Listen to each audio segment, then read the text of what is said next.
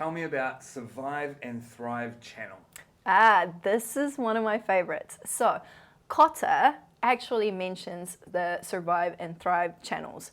So what it is basically, Survive channel is what we all know, which is our survival mechanism, our hardwired neurochemical mechanism of when we feel like we're under attack, like there's a change being introduced, our body goes through the process of chemical release and puts us into that fight or flight.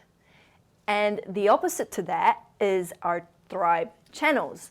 And that really comes out when you've got amazing leaders who are able to rally together people, instill a sense of hope, give them a vision of the future that they can all be part of, which brings out this Thrive behavior and, funny enough, allows them to actually carry on way past any burnout. And the cool thing about knowing about the Survive and Thrive channels is, as a leader, it's so crucial for us, for you, to be able to leverage of both.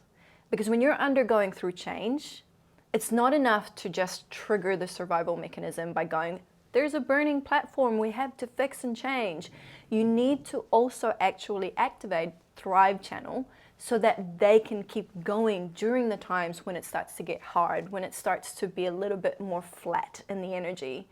And that's why, as a good leader, you need to know about both, and I can help you with that.